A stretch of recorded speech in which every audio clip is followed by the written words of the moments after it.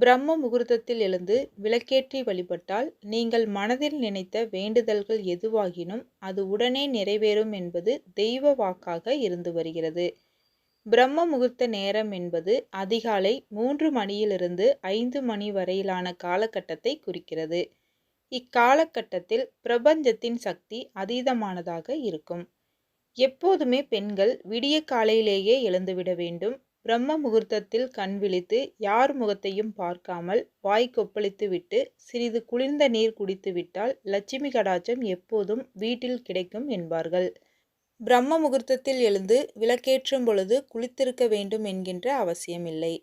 சாதாரணமாக எழுந்தும் பல் துலக்கி முகம் கை கால் போன்றவை கழுவிவிட்டு பூஜை அறைக்கு சென்று விளக்கேற்றலாம். ஆனால் பெண்கள் மாதவிடாய் காலகட்டத்தில் இதுபோல் பிரம்ம முகூர்த்த நேரத்தில் விளக்கேற்றுவதை தவிர்ப்பது நல்லது. அதேபோல் மாதவிடாய் ஏற்பட்ட பெண்களுக்கு அருகில் படுத்திருக்கும் நபர்களும் இல்லறத்தில் ஈடுபட்டிருப்பவர்களும் கண்டிப்பாக பிரம்ம முகூர்த்த நேரத்தில் குளிக்காமல் விளக்கேற்றக்கூடாது என்பதை நினைவில் கொள்ளுங்கள். காலையில் எழுந்தவுடன் கை கால் கழுவி நெற்றியில் திருநீர் பூசலாம். ஆண்கள் விளக்கேற்றலாமா என்கின்ற சந்தேகம் இருக்கும். தாராளமாக பிரம்ம முகூர்த்த நேரத்தில் ஆண்கள் எழுந்து விளக்கை ஏற்றி வழிபட்டால் நிச்சயம் சிறப்பான பலன்கள் உண்டாகும். செய்யும் தொழிலே தெய்வம் என்பார்கள். நீங்கள் தொழில் செய்யும் இடங்களில் இதுபோல் பிரம்ம முகூர்த்தத்தில் விளக்கேற்றி வழிபட்டால் இன்னும் அதிக பலன் பெறலாம்.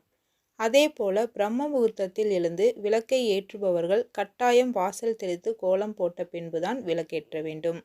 பிரம்ம முகூர்த்தத்தில் விளக்கேற்றுபவர்கள் முதலில் நிலைவாசலில் விளக்கை ஏற்றிவிட்டு பின்பு பூஜை அறைக்கு சென்று விளக்கேற்ற வேண்டும்.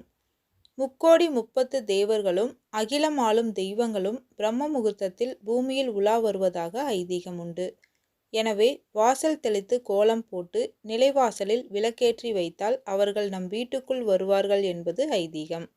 அதன் பின்பு பூஜை அறையில் இருக்கும் தெய்வங்களுக்கு விளக்கேற்றி வைக்கலாம்.